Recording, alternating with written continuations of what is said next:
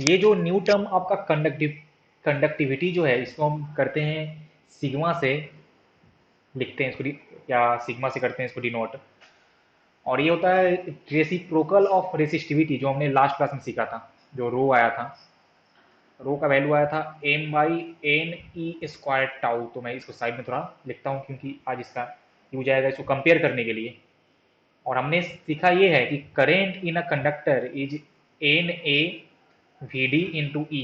यहाँ पे एन क्या है, तो एन होता है number of free electrons per unit volume, A होता है area of cross section of the conductor, V D होता है drift velocity of the electron, and E होता है चार्ज ऑन इलेक्ट्रॉन। तो ये कहानी हमको पहले से पता है। और हमको पता है कि I equal to N A V D E. अब हमने क्या किया, हमको फाइंड करना है यहाँ पे करेंट डेंसिटी। तो हमने इसको लिखा है कि आई डिवाइडेड बाई ए, और हम लोग यहाँ मान के चल रहे हैं कि ए मेरा क्रॉस सेक्शनल एरिया ही है, या फिर सारा का सारा एरिया मेरा उस करेंट के नॉर्मल ही था। तो आपका यहाँ से आएगा जे equal to I by A. तो ये टर्म जो, हाँ, तो ये टर्म जो आप आएगा वो आएगा N V D into E. ये आ गया अपना करेंट डेंसिटी के लिए N into V D into E. अब हमको पता है कि वी डी होता है small E into capital E divide by M into tau. यहाँ पे जो आपका कैपिटल ई होता है इसको हम लोग बोलते हैं इलेक्ट्रिक फील्ड का जो आपका स्ट्रेंथ होता है, इलेक्ट्रिक फील्ड स्ट्रेंथ। ओके, तो हम इसको लिख सकते हैं कि जे इक्वल टू एन, और जहाँ पे वी डी है वहाँ पे E into small E by M into tau and into E. देखो तो ये कुछ ऐसा आएगा, N E square tau by M and into E. ये आया एक्सप्रेशन फॉर करेंट डेंसिटी। और ये जो यहाँ पे कांस्टेंट आपका आया है n E square tau by m, इसको हम एक नया नाम देते हैं, इसको हम लिखते हैं सिग्मा से। और ये होता है conductivity. Conductivity is the just reciprocal of resistivity. मतलब कि आपके पास अगर एक अच्छा कंडक्टर है तो उसका कंडक्टिविटी होता है ज़्यादा और उसका रेसिस्टिविटी होता है कम। ओके, और सबको यहाँ पे ऐसा दिख रहा होगा कि हमने लास्ट क्लास में सीखा है कि rho equal to M by N E square tau, और ये इसका जस्ट रेसिप्रोकल है। तो हम लिखते हैं कि sigma equal to reciprocal of resistivity. Conductivity is reciprocal of resistivity. Okay, तो मतलब कि इस जे को हम लोग लिख सकते हैं J equal to sigma into ई। और सिग्मा क्या है, सिग्मा इज द कंडक्टिविटी। और जैसा कि हमने लास्ट क्लास में सीखा था कि रो जो होता है रेसिस्टिविटी वो करता है depend upon the nature of the material of conductor and temperature. तो आपका जो सिग्मा भी होगा वो भी करता है depend upon nature of material, nature of material and temperature. ये कंडक्टर के लेंथ और एरिया पे डिपेंड नहीं करता है, सिंपल सी कहानी है। तो हमने यहाँ से लिखा जे इक्वल टू सिग्मा ई। तो ये आपका आ गया कि करेंट डेंसिटी और कंडक्टिविटी में क्या होता है रिलेशन। अब हमने ये भी सीखा हुआ है कि direction of current density is along the direction of current. और हमको ये भी पता है कि जिस तरफ होता है डिरेक्शन ऑफ इलेक्ट्रिक फील्ड उसके जस्ट अपोजिट होता है direction of v d for electrons.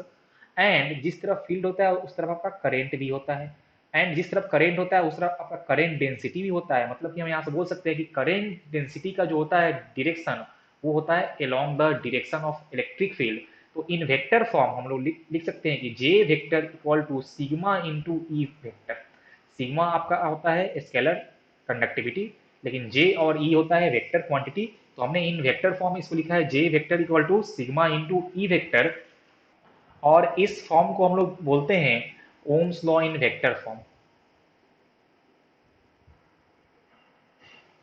ये होता है Ohm's law in vector form, भी इसको हम लोग बोलते हैं J equal to sigma E को। तो कहीं आपसे अगर पूछे बोर्ड्स एग्जाम में कि derive Ohm's law in vector form, तो तुम जहां से हमने स्टार्ट किया है I equal to N A V D लेके वहीं से करना स्टार्ट, और फाइनली ये करना प्रूव।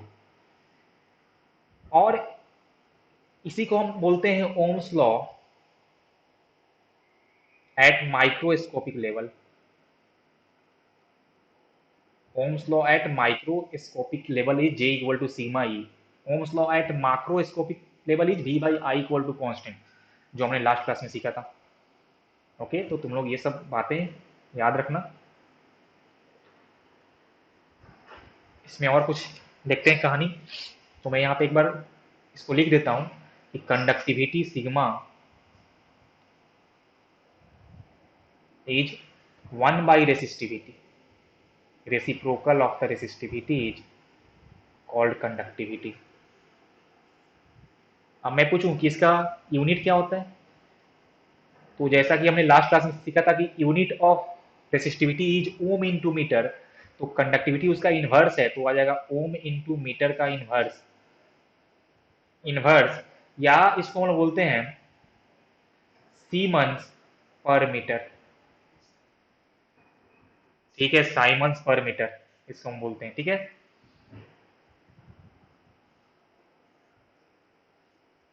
तो ये तुम्हारा हो गया यूनिट ऑफ कंडक्टिविटी। ओके, अब नेक्स्ट तुम्हारा एक टर्म है, यहाँ पे कुछ ऐसे बेसिक टर्म्स आएंगे। नेक्स्ट तुम्हारा टर्म है कंडक्टेंस। नेक्स्ट तुम्हारा टर्म है कंडक्टेंस, और इसको हम लिखते हैं कैपिटल जी से, या तुमको कहीं पे ये स्मॉल जी से भी लिखा हुआ मिल जाता है, तो हम अभी लिखे हैं इसको हमने कैपिटल जी से। तो ये आपका होता है रेसिप्रोकल ऑफ रेसिस्टेंस।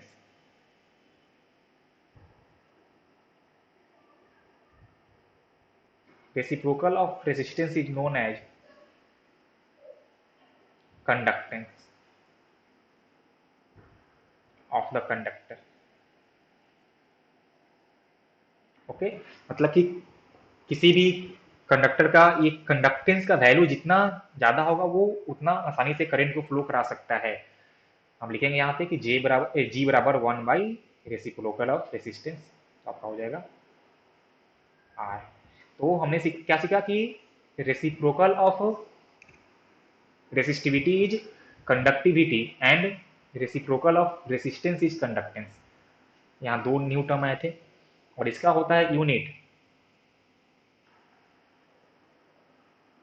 इसका यूनिट होता है मो। ओम का उल्टा हम लिखते हैं मो, लेकिन पहले ये यूज किया जाता था, अब ये यूज नहीं होता है। अब जो मेनली इसका यूनिट होता है यूज, वो होता है साइमन। तो unit of conductance is Simon. ये सब बेसिक कुछ टर्म्स थे जो कि हम लोग को जानना इंपॉर्टेंट था। चलो, तो अब हम लोग करते हैं कुछ सम चर्चा ऑन रेसिस्टेंस। हमने बस उसका ये सीखा था कि v by I equal to R होता है from Ohm's law, and R equal to होता है rho into L by A. तो मेनली जो अभी हम चर्चा करने जाएंगे वो हम जा रहे हैं करने चर्चा की। हमने सीखा है कि resistance equal to rho into L by A, और रो क्या था कि जिस मटेरियल से मेरा कंडक्टर बना हुआ है उसका रेसिस्टिविटी एल उस कंडक्टर का लेंथ था, और ए उस कंडक्टर का एरिया ऑफ क्रॉस सेक्शन था। तो अभी हम लोग इस पे थोड़ा सा करते हैं चर्चा। और हमने आपको कहा था कि रो जो होता है वो करता है depend upon nature of material and temperature. तो उस टेम्परेचर वाले पे हम लोग करेंगे चर्चा बाद में। अभी फिलहाल लेंथ और एरिया पे करते हैं चर्चा कि कैसे मेरा जो रेजिस्टेंस है वो लेंथ और एरिया पे डिपेंड करता है। सबको साफ साफ यहाँ से दिख रहा है कि resistance of a conductor is directly proportional to the length and inversely proportional to the area, cross sectional area.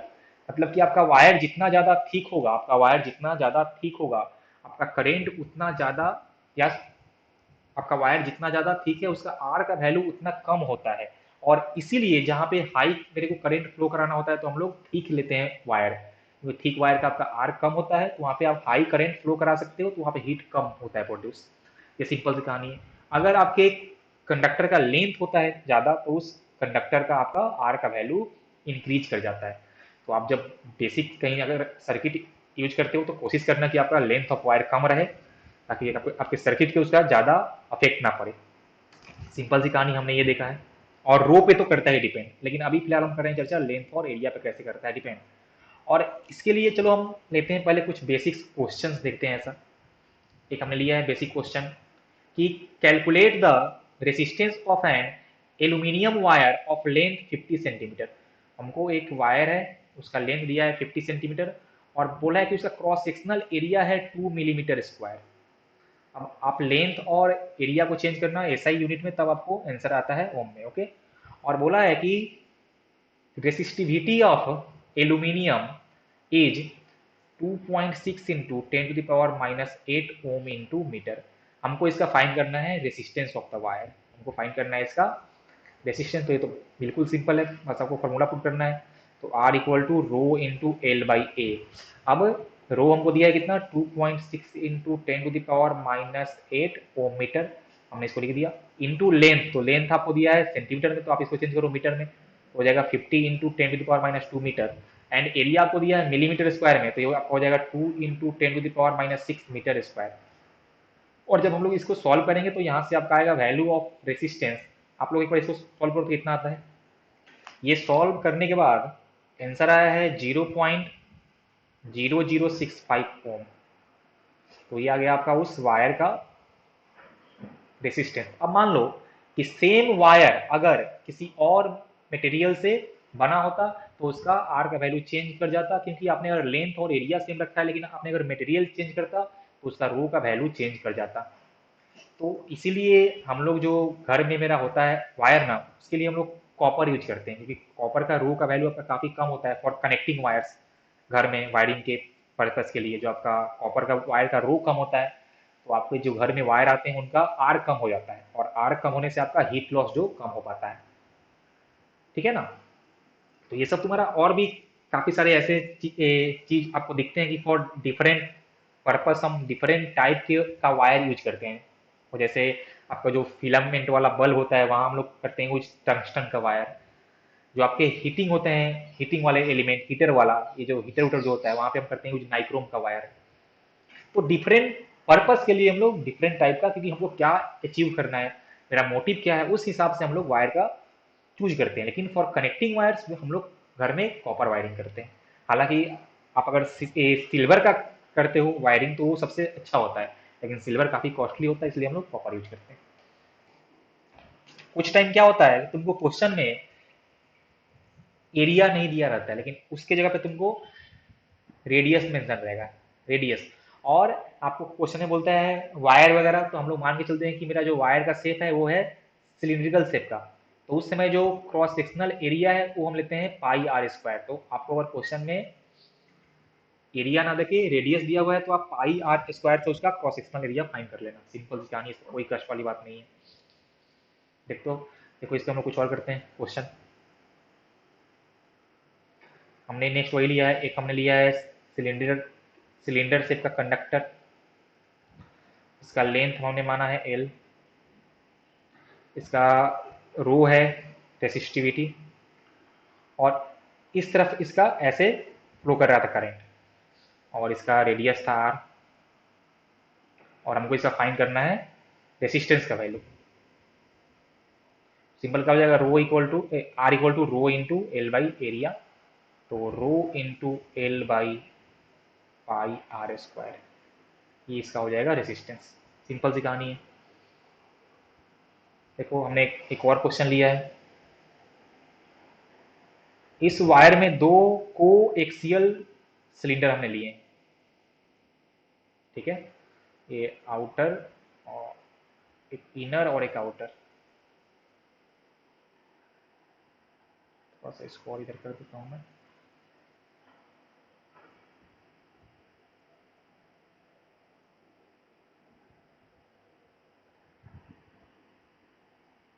कुछ ऐसा है मेरा वायर। ये आपका जो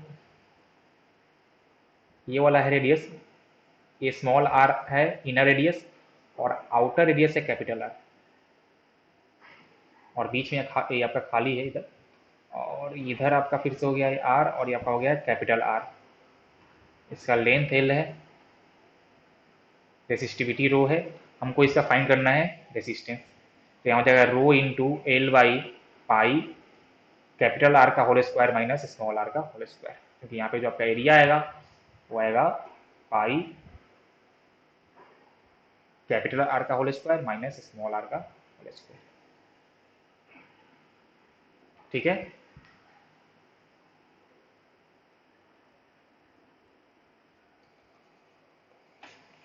चलो कुछ और लेते हैं क्वेश्चन। हमने एक लिया है क्यूबिकल शेप का कंडक्टर।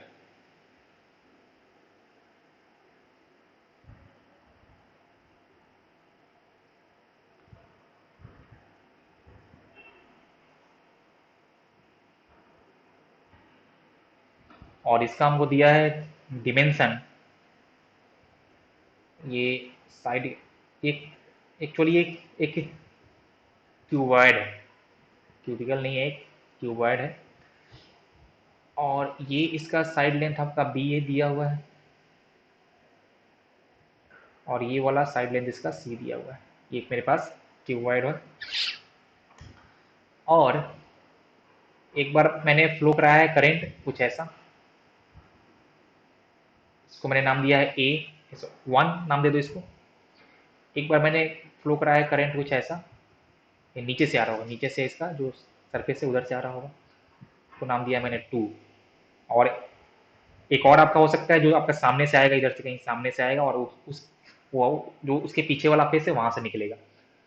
अब मेरा सवाल ये है, find resistance of the conductor, find resistance of the conductor for situation 1। देखो मैंने पहले केस में लिया है फॉर सिचुएशन 1, लिखो यहाँ पे, मतलब कि उस केस में आपका करंट यहां से कर रहा होगा एंटर और यहां से कर रहा है लीव, मतलब कि हमको फाइंड करना है इस फेस के क्रॉस उसका रेसिस्टेंस। अब ध्यान दो कि हम लिखते हैं, मैंने इसको माना है कि ये जो सिचुएशन 1 है उसका आपका R1 है रेसिस्टेंस, तो क्या होगा कि rho into length by area is the resistance. Very good. अब ध्यान से देखो तो हम लोग लेंथ क्या लेते हैं, हम लोग लेंथ लेते हैं कि जिस तरफ करंट फ्लो कर रहा है, जिस तरफ आपका करंट फ्लो कर रहा था उसके अलोंग कितना लेंथ है, तो हम लोग वो लेते हैं लेंथ। और इस करंट फ्लो के जो परपेंडिकुलर एरिया होता है हम लोग वो लेते हैं एरिया, मतलब कि हम लोग लेते हैं क्रॉस सेक्शनल एरिया। तो इसका मतलब ये हुआ कि जब हम लोग देखो ये फेस अपना है कि करंट इस फेस से कर रहा है एंटर और इस फेस से कर रहा है लीव, यही ना, मतलब कि उसके लिए लेंथ क्या होगा, लेंथ आपका हो जाएगा ये ए, देखो ये जो सरफेस का लेंथ है या ये जो फेस लेंथ है आपका ये हो जाएगा लेंथ, क्योंकि आपका करंट इसी लेंथ के अलोंग कर रहा है मूव। तो इसका लिखेंगे R1 इक्वल टू रो और जहां पे लेंथ का वहां लिखेंगे ए, आपका स्मॉल ए। और एरिया हमको चाहिए इस फेस का जो इसके करंट के परपेंडिकुलर था, देखो हम लोग ये लेंगे एरिया, तो ये कितना होगा देखो, वो आपका हो जाएगा बी इंटू सी, यहाँ पे एरिया हो जाएगा बी इंटू सी, तो मतलब लिखेंगे यहाँ पे हम लोग बी इंटू सी। तो आपका जो R1 हो गया कि जब हम लोग उससे आपका इस फेस से करंट कर रहा होगा एंटर और इस फेस से लीव कर रहा होगा, उस केस में जो इस कंडक्टर का रेसिस्टेंस है वो कुछ ये हो जाएगा। अब सब लोग एक बार R2 फाइंड करो और हमको बताओ कि इस R2 का वैल्यू क्या होगा। रो इंटू बी बाई ए, हाँ बी, हाँ बी बाई, हाँ ये तुम्हारा हो गया R2 की जब करंट आपका इस फेस से आपका बाहर आ रहा है और इस फेस से एंटर कर रहा है, तो इसका इस जो कंडक्टर का आर का वैल्यू है वो आ गया rho into B by A C. Similarly जब हम लोग अगर चाहते हैं फाइंड करना कि मेरा करंट कर रहा होगा इंटर इधर से इस फेस से और उसके पीछे वाले से आपका आ रहा होगा बाहर, तो उसके इसमें लेंथ हो जाएगा सी और आपका एरिया हो जाएगा ए इंटू बी। तो हम यहाँ से ये देख रहे हैं कि किसी एक कंडक्टर का जो आर का वैल्यू है वो फिक्स नहीं हो रहा है, उसमें करंट कैसे फ्लो कर रहा है उस हिसाब से भी आपका आर का वैल्यू चेंज करता है। तो सिंपल सी कहानी ये है, ऐसे आपको फाइंड करना होगा। चलो कुछ और देखते हैं क्वेश्चन।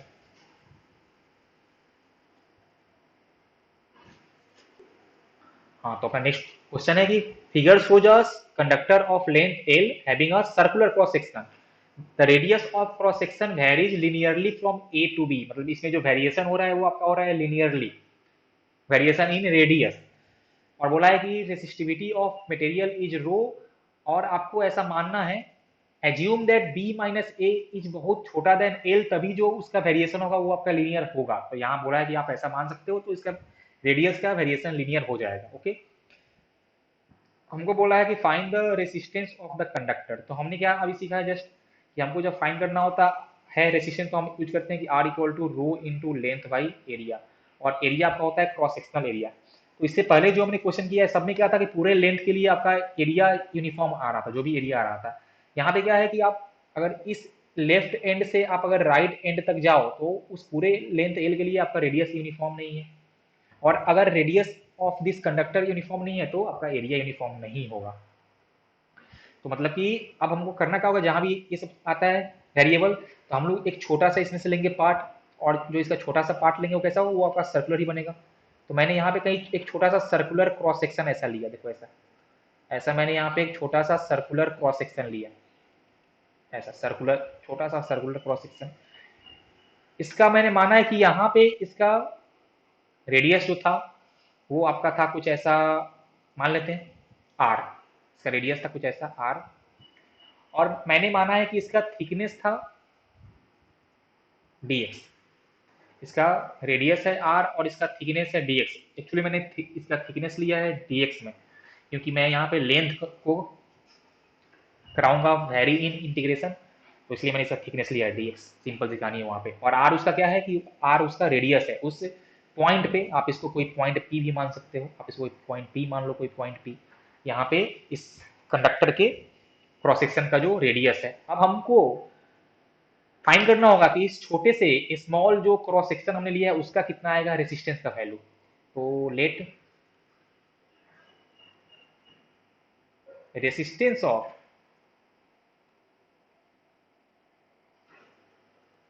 एलिमेंटल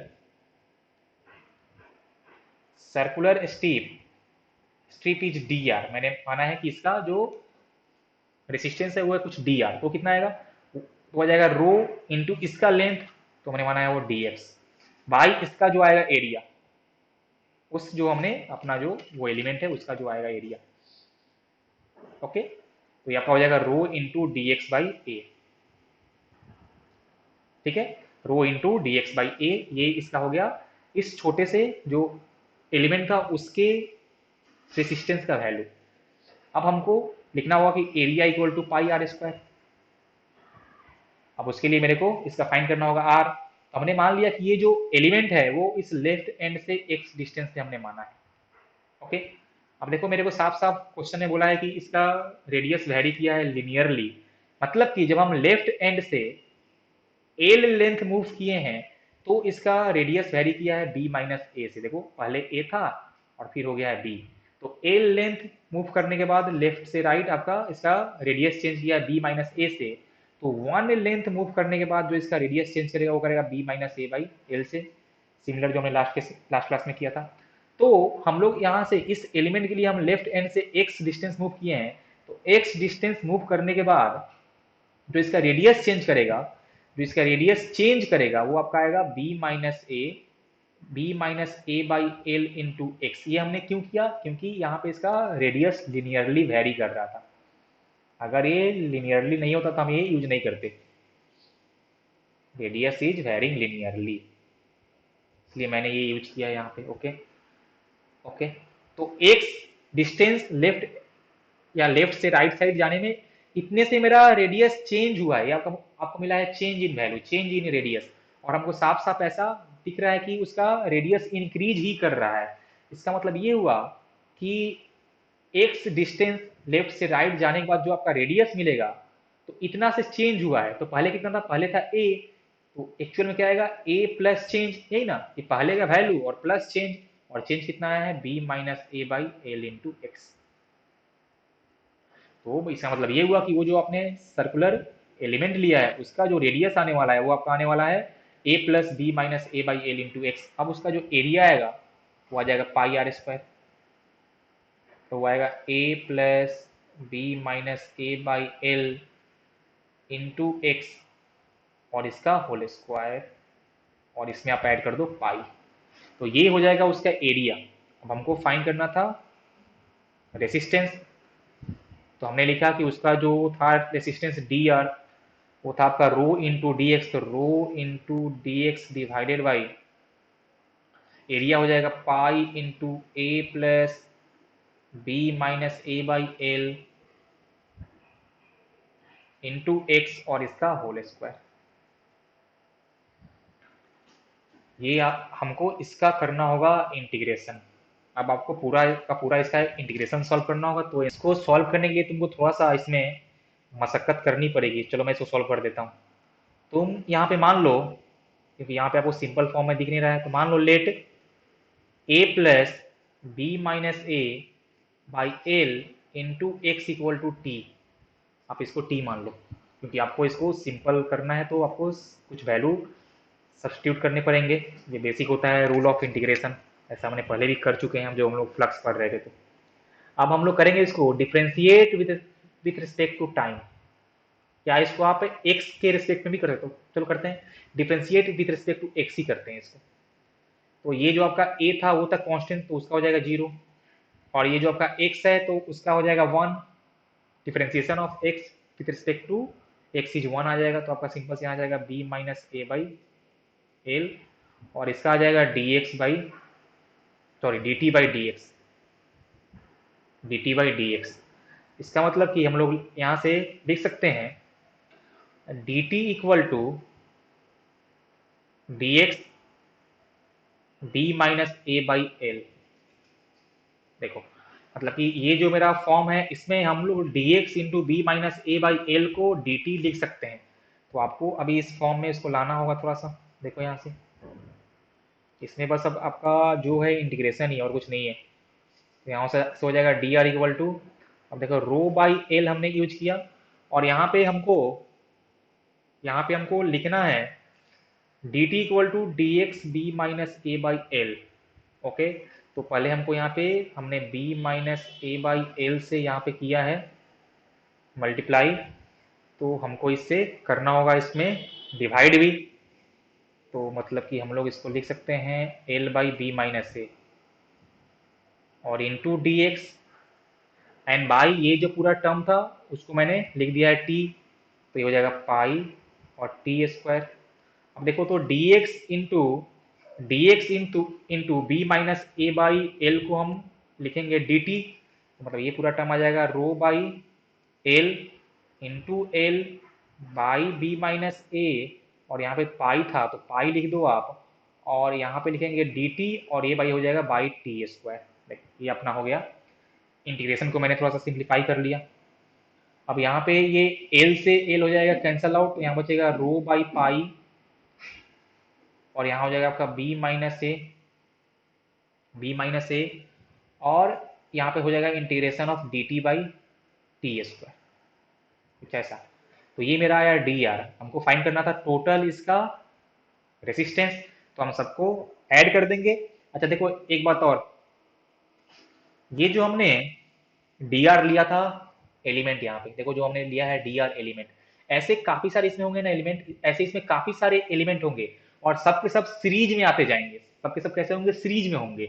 और आपको अगर आर का बेसिक आइडिया होता है, तो अगर आपके रेसिस्टेंस सीरीज में होते हैं तो हम लोग सिंपली करते हैं R1 plus R2 plus R3। तो इसका मतलब ये होगा कि आप सिंपली इनको इंटीग्रेट कर सकते हो, लेकिन अगर यही ये कैपेसिटेंस होते हैं तो उनके सीरीज में C1 plus C2 plus C3 नहीं होता है, तो आप उसको सिंपली इंटीग्रेट नहीं कर पाते। लेकिन यहाँ पे R था तो आप इसको कर सकते हो इंटीग्रेट। तो मैंने लिखा है इसको इंटीग्रेशन ऑफ डी आर, तो ये आपका आ जाएगा rho by pi B minus A integration of 1 by T square D T. आप इसको चाहो तो लिख दो pi by rho by pi B minus A, और इसका हो जाएगा आपका यहाँ -1/t इज द इंटीग्रेशन, और ये आपका हो जाएगा 0 से लेके एल तक, एक्स का जो लिमिट था। सॉरी यहाँ पे अभी आप तो लिखे हो टी ना, तो इसको आप ऐसे ही छोड़ दो। वो जो मेरा 0 से एल तक जाएगा तो हो जाएगा मेरा वैल्यू ऑफ एक्स, तो पहले मैं टी को करूंगा सब्सटीट्यूट। तो देखो ये आ जाएगा कुछ rho by pi into B minus A, और जहाँ पे टी था वहाँ पे आप जो वैल्यू किए थे उसको लिखो। तो टी था A plus B minus A by L into X, A plus B minus A by L into X. अब यहाँ पे करो पुट लिमिट 0 से लेके एक्स तक। अब देखो अब ये सिंप्लीफाई हो जाएगा। थोड़ा सा इसमें ज़्यादा कैलकुलेशन आ गया, लेकिन क्या करोगे, करना पड़ेगा। तो आ गया रो by pi B minus A, और मैं जब यहाँ पे लिमिट करूंगा पुट, तो पहले आपका आएगा जहाँ पे ये तो एल था होगा ना, 0 से लेके एल तक, तो पहले मैंने पुट किया upper limit -1/a+b-a/l into L and -1 + b-a/l। एक मिनट, कुछ कुछ गड़बड़ हो गया क्या? ये a यहाँ पे ये अलग सेपरेट है और यहाँ पे है a+b-, ठीक है।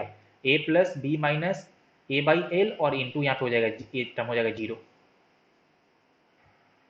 अब करो इसको सिंप्लीफाई, तो देखिए यहाँ से आ जाएगा रो बाई पाई b-a, और ये माइनस माइनस प्लस में हो जाएगा, तो आ जाएगा प्लस में 1/a, यहाँ से आ जाएगा 1/a एंड माइनस, देख तो यहाँ पे एल से एल हो जाएगा कैंसल आउट, तो यहाँ बचेगा -1/a+b-a,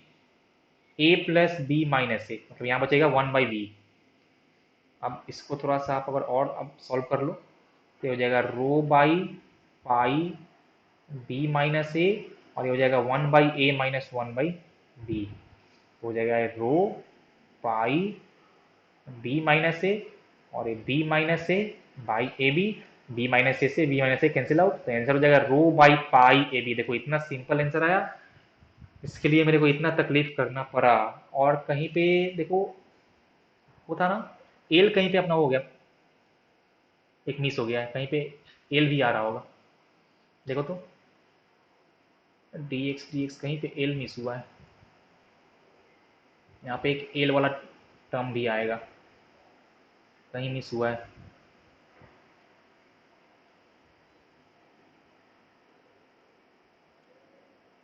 देख तो कहाँ मिस हुआ, मुझे देख, ये जो एल था इसको मैंने यहाँ पे किया था कैंसल आउट, लेकिन एक एल यहाँ पे और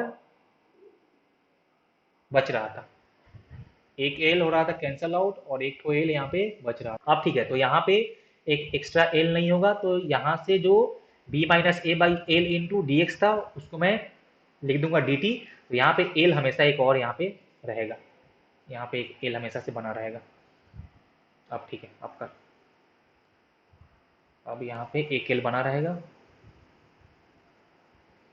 मतलब कि अपना जो आंसर आने वाला है वो आएगा r=ρl/π/ab। देखो आंसर इतना सिंपल आया है, लेकिन इसके लिए आपको थोड़ा सा कठिनाई करना पड़ा। अब तुम लोग ये जो आंसर आया ना, इसको तुम लोग याद कर लेना, क्योंकि हो सकता है तुमको, हम्म, हो सकता है कि तुमको क्वेश्चन ऐसा ही मिल जाए। मैं इस तरह को साफ यहाँ लिखता हूँ, यह आया है ρl in divided by pi A B.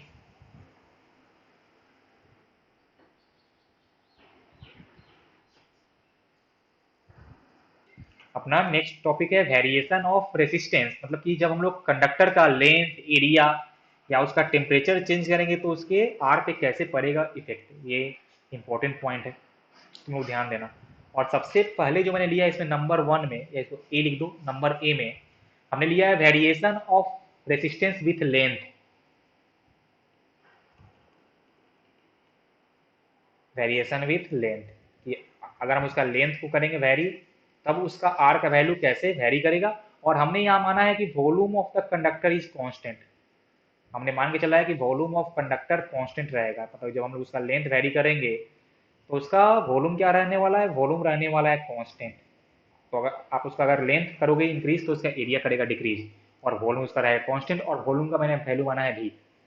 अब देखो आर क्या होता है, r=ρ×l/a, इसको हम लोग लिख सकते हैं रो इंटू a/l/a²। मैंने एरिया से, एक काम करो इधर एल, यहाँ पे तुम करो करो मल्टीप्लाई विथ लेंथ, क्योंकि हमको चेक करना है वेरिएशन विथ लेंथ। तो एक मिनट यहाँ देखो, देखो रो इंटू एल बाई a/l, मैंने ऊपर और नीचे एल से कर दिया है मल्टीप्लाई, तो वैल्यू मेरा चेंज नहीं करेगा।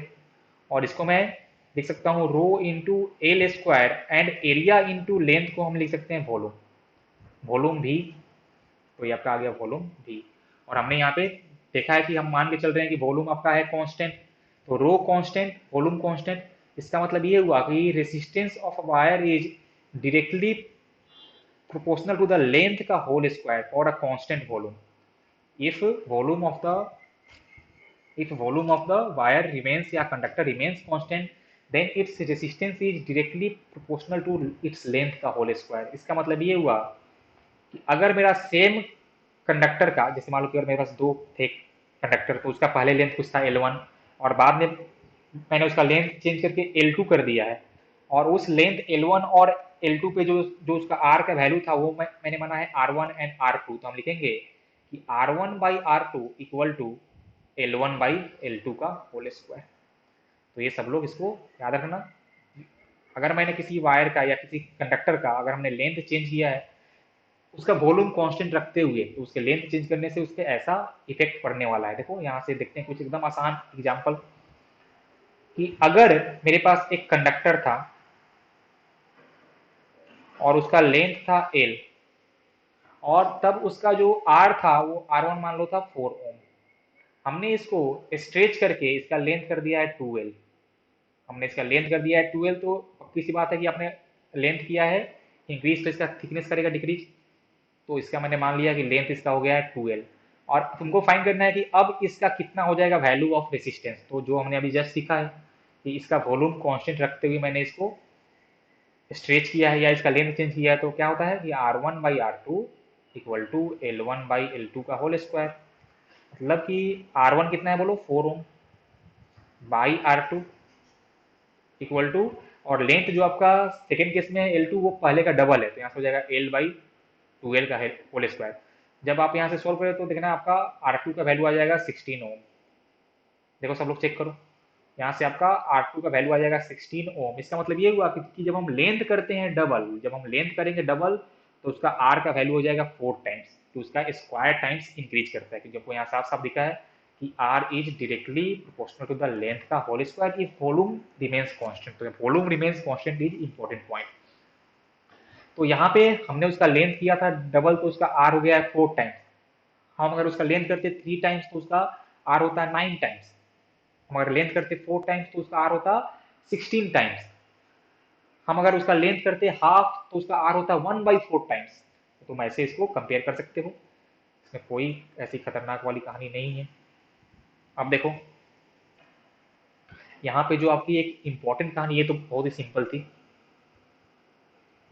सेकेंड कहानी, अगर आपको क्वेश्चन में कि कितना टाइम्स लेंथ हमने किया है वो ना दिया रहा है, लेकिन आपसे आपसे ये बोले कि हमने उसका लेंथ किया है इंक्रीज बाई 1%, या हमने उसका लेंथ किया है इंक्रीज बाई 10%, तब कैसे सॉल्व करेंगे। देखो यहाँ पे क्या था कि ये हमने बोला कि आपको लेंथ कितना टाइम्स हो गया, लेंथ हो गया 2 टाइम्स, लेंथ हो गया आपका 3 टाइम्स, तब आप ये फॉर्मूला सिंपली यूज कर सकते हो पहले और बाद वाले रेसिस्टेंस के लिए। लेकिन अगर आपको बोला है कि उसका लेंथ हमने चेंज किया 1% से, लेंथ हमने चेंज किया है 2% से, तब जो उसका नया वाला रेसिस्टेंस बनेगा वो कितने परसेंट से चेंज करेगा। तो आपसे क्वेश्चन ऐसा पूछता है कि परसेंट चेंज इन रेसिस्टेंस।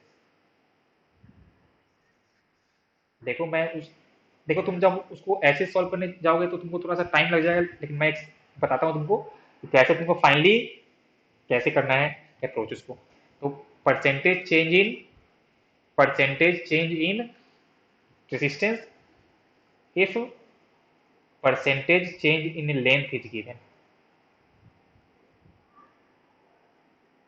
अगर तुमको लेंथ में परसेंटेज चेंज दिया रहेगा, देखो तो मैंने बोला कि पहले ये मेरे पास एक वायर था, इसका लेंथ था L, और इसका जो R का वैल्यू था वो कुछ था R1। ओके, अब हमने इसके इसका जो लेंथ था इस वायर का वो मैंने किया है इंक्रीज बाई X%। इसका मैंने लेंथ किया है इंक्रीज बाई X%, तो इसका जो नया लेंथ बनेगा वो क्या होगा, वो हो जाएगा L प्लस L का 100%। पक्का ना, बिल्कुल। तो इसका ये आपका हो जाएगा इसका वैल्यू ऑफ R2, और ये आपका वैल्यू था R1, और इसका L1 जो था लेंथ पहले का वो आपका था L। Very good. चलो अब देखते हैं, हम लोग यहाँ से लिख सकते हैं R2/R1। देखो मैं यहाँ पे लिख रहा हूँ R2/R1, आप R1/R2 से भी कर सकते हो, कोई तकलीफ नहीं। तो यहाँ हमने लिखा R2/R1, तो हम लिखेंगे L2/L1 का होल स्क्वायर, जो कि हमने जस्ट अभी सीखा था। और जहाँ पे L2 है वहां पर तो L plus L into x by 100 का होल स्क्वायर, एंड बाई आपका हो जाएगा L1 का होल स्क्वायर, तो ये आपका हो जाएगा L स्क्वायर। देखो तो इस सब में क्या था, सब में आपका ऊपर और नीचे एल स्क्वायर कॉमन है, तो आप उसको लेके कॉमन लेके कैंसिल आउट भी कर सकते हो। मतलब आप इसको L square into one plus X by hundred का होल स्क्वायर और बाई एल स्क्वायर भी आप इसको लिख सकते हो, तो ये आपका हो जाएगा कैंसिल आउट। तो यहाँ से जो मेरा R two by R one आएगा वो कुछ आएगा one plus X by hundred का होल स्क्वायर। हाँ, और हमको फाइंड करना है परसेंटेज चेंज, तो यहाँ से हम लिखा कि R two equal to R one one plus X by hundred का होल स्क्वायर।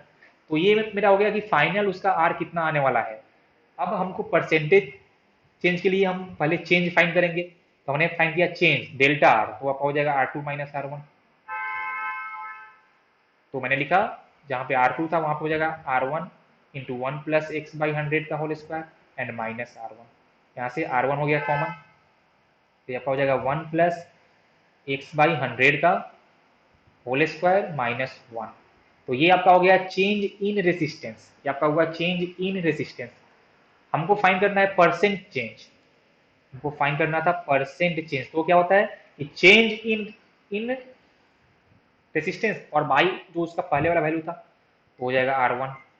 तो इसका मतलब ये हुआ कि आप देखो, तो मैं इसको लेके आऊंगा यहाँ पे, तो जो आपका परसेंटेज चेंज होगा होगा चेंज बाई पहले का वैल्यू इंटू हंड्रेड। तो delta R by R one आपका हो जाएगा one plus X by hundred का whole square minus one and into hundred. Now this is the formula for finding percentage change in the resistance. यहाँ पे क्या चीज, L into कहाँ पे,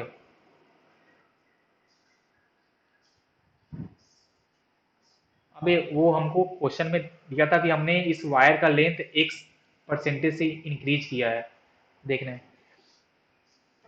तो हमने तेरे को क्या बोला कि जो पहले वाला टाइप बताया उसने हमको दिया था इतना टाइम्स किए हैं, length is increased by X percent.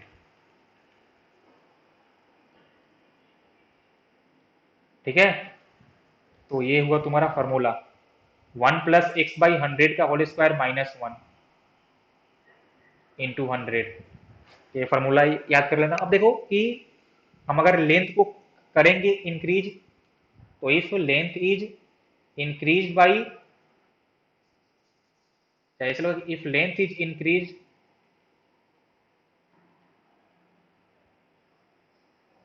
Then R also increase. मतलब कि अगर मान लो तुम मुझसे कहीं ऐसा दिया रहा है कि उसका लेंथ हमने 10% से इंक्रीज किया है, तो फिर इस फॉर्मूले से जितना परसेंट आएगा उतना परसेंट से उसका आर इंक्रीज किया है। सिंपल सी कहानी है। If length is decrease then R also decrease. और देखो, तो ये वो तुम्हारा हो गया परसेंटेज चेंज। अब यहाँ पे एक तुम्हारा आता है special case.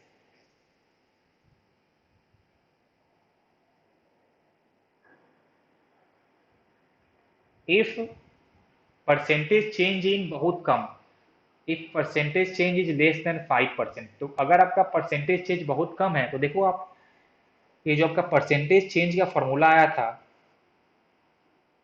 One plus X by hundred का whole square minus one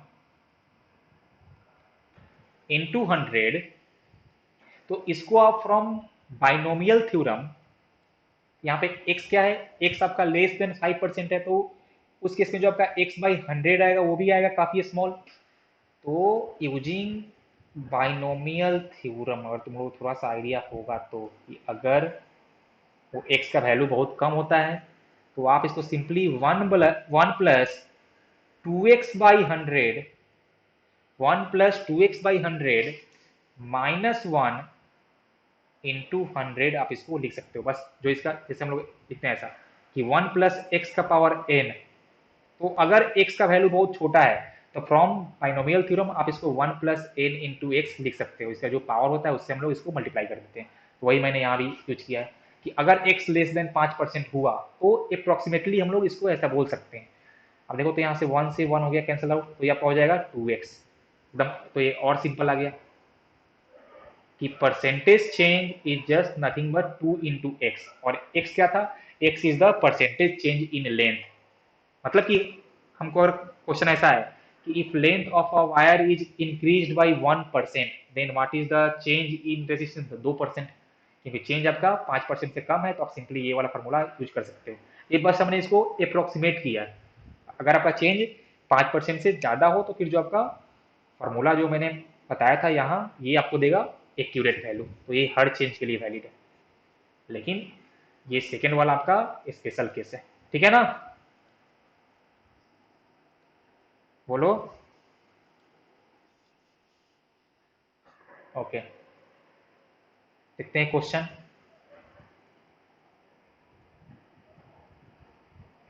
if length of a wire is increased by 1%, find percentage increase in resistance. तो बोलो कितना होगा, जल्दी बोल। 2%। तो percentage increase is equal to 2x, मतलब कि 2%।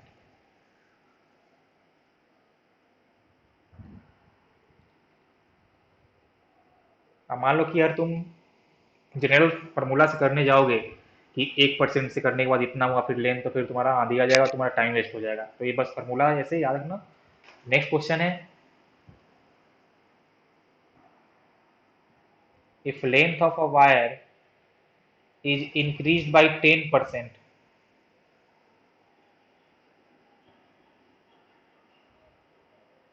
then find percentage increase in resistance। इसको सॉल्व करो। आप देखो तो ये यहाँ पे इंक्रीज 10% है या चेंज 10% है, तो आप ये 2x वाला फॉर्मूला यूज नहीं कर सकते हो। तो जो मैंने पहले बताया था वो क्या, भाई, भाई तेरे को जो परसेंटेज चेंज वाला था उसमें लेंथ कहाँ लेना है। देख तो यहाँ पे कहीं पे है लेंथ, यहाँ पे हमने तेरे को फॉर्मूला दे दिया है, तो वहाँ पे कहीं लेंथ है, वहाँ पे खाली एक्स है। और एक्स होता है परसेंटेज चेंज इन लेंथ, तो मेरे को यहाँ पे 10 दिया हुआ है। तुमको अगर परसेंटेज चेंज फाइंड करना है तो फिर तुमको लेंथ का कोई काम नहीं है।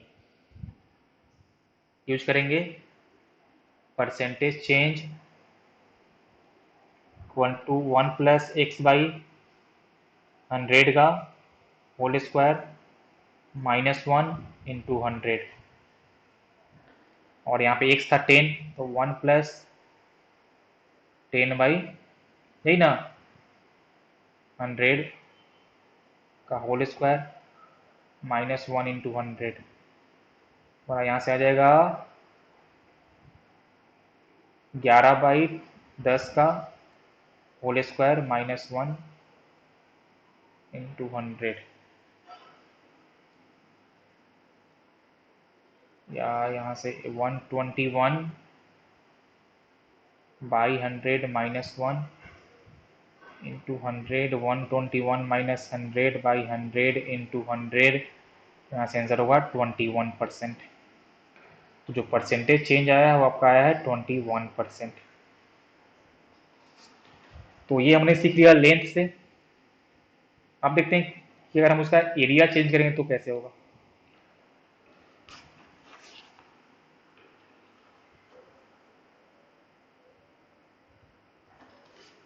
क्वेश्चन इज, नोट्स नंबर 2 लिख लो। जो फर्स्ट हमारा था लेंथ के साथ चेंजेज, अब हम ले रहे हैं चेंज विथ एरिया।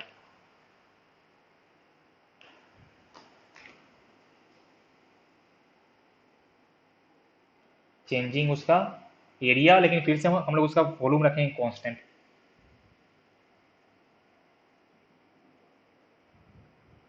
देखो यहाँ पे जो तो लिखेंगे R = ρ × L/A। यहाँ पे हम करेंगे मल्टीप्लाई विथ एरिया, तो हो जाएगा /A²। ऊपर में आ जाएगा वॉल्यूम और नीचे में A²। द की resistance is inversely proportional to the area का होल स्क्वायर। R था directly proportional to the length का होल स्क्वायर, यहाँ पे है R is inversely proportional to the area का होल स्क्वायर। इसका मतलब ये हुआ कि हम अगर एरिया करेंगे डबल तो मेरा आर हो जाएगा 1/4 टाइम्स। तो जैसे मान लो कि मेरे पास एक कंडक्टर है, मेरे पास एक कंडक्टर था, इसका एरिया ए था और इसका आर का है 4 ओम। R1 इसको मान लो, इसका आर था 4 ओम। मैंने इसको चेंज कर दिया एक ऐसे कंडक्टर में जिसका एरिया इसका हो गया है डबल।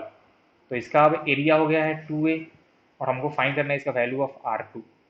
तो हमने अभी जस्ट क्या सीखा है कि R is inversely proportional to the A का होल स्क्वायर। तो यहाँ से हम लिखेंगे कि R2/R1 इक्वल टू A1/A2 का होल स्क्वायर। तो यहाँ से जो R2 होगा वो होगा R1 इंटू A1/A2 का होल स्क्वायर। और R1 कितना था 4, और कितना है आपका A1 कितना है, A1 था आपका A मान लो, और तो A2 हो जाएगा 2A। देखो तो यहाँ से R2 आ जाएगा 1 ओम। मतलब कि हमने उसका एरिया किया है डबल तो उसका R हो गया है 1/4 टाइम्स। और जब हमने उसका लेंथ करते हैं डबल तब उसका होता है R होता है 4 टाइम्स। तो ऐसे याद रखना कि लेंथ जब n टाइम्स होता है तो हम लोग करते हैं मल्टीप्लाई बाई n स्क्वायर, और जब आपका एरिया होता है n टाइम्स तो हम करते हैं डिवाइड बाई n स्क्वायर। तो यहाँ पे n2 था तो हमने यहाँ 4 से कर दिया डिवाइड। तो सिंपल सा ऐसा इसमें वो करना है, तुमको कहानी करना है। अब देखो, अगर तुमको क्वेश्चन में रेडियस या फिर डायमीटर दिया रहे कि ऐसा बोले कि मेरे पास एक कंडक्टर था,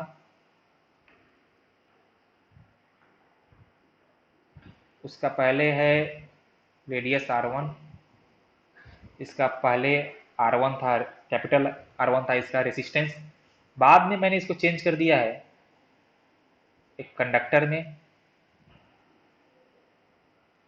जिसका रेडियस है R2 और जिसका रेसिस्टेंस है कैपिटल R2। और अब तुमको इनको कंपेयर करना है। तो देखो ध्यान से, आपने इनका अगर रेडियस चेंज किया है मतलब आपने इनका क्रॉस सेक्शनल एरिया चेंज कर दिया है। और हमको पता है कि area is directly proportional to the radius का होल स्क्वायर, तो हमको पता है। और हमने ये भी सीखा है कि resistance is inversely proportional to the area का होल स्क्वायर। तो R1/R2 इक्वल टू A2/A1 का होल स्क्वायर। और देखो तो A2/A1 को हम लोग R2 स्क्वायर/R1 स्क्वायर लिख सकते हैं, और इसका भी हो जाएगा स्क्वायर। इसका मतलब ये हुआ कि ratio of resistance is equal to the ratio of, ये आपका जो अपोजिट था, अपोजिट रेडियस का पावर 4। सिंपल सी कहानी ये है कि आपको अगर एरिया दिया रहे तो आप करना कंपेयर पावर 2 से। आपको अगर उसका रेडियस या फिर डायमीटर दिया रहे तब आपको करना कंपेयर पावर 4 से। इसका मतलब ये हुआ कि मैं आपसे पूछूं तो इसमें बेसिक सिंपल रेशियो का मैथमेटिक्स है और कुछ नहीं है। मैं अगर पूछूं कि मेरे पास एक वायर था,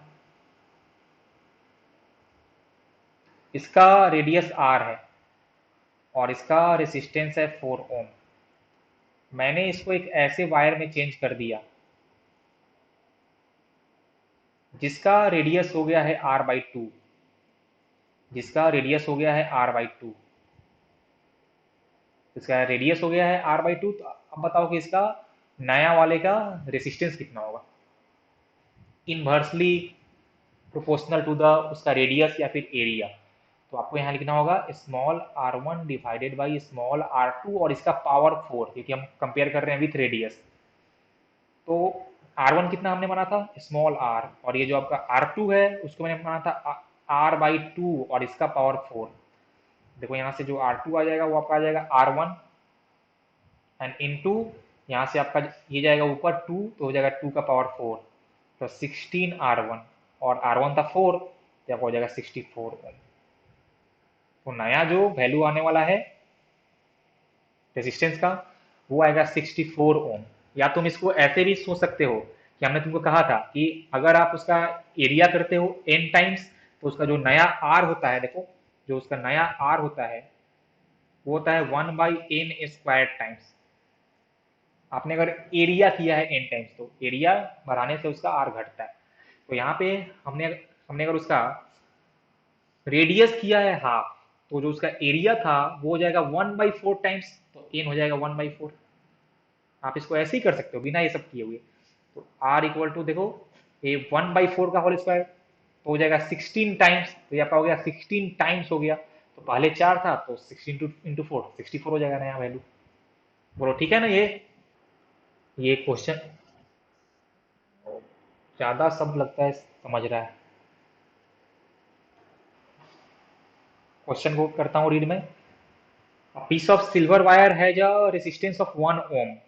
What will be the resistance of manganese wire of one third the length of and one third the diameter? मतलब कि जो आपका मैंगनीन से जो वायर बना हुआ है उसका लेंथ है 1/3 of length of silver wire, और उसका डायमीटर भी है 1/3 of diameter of silver wire.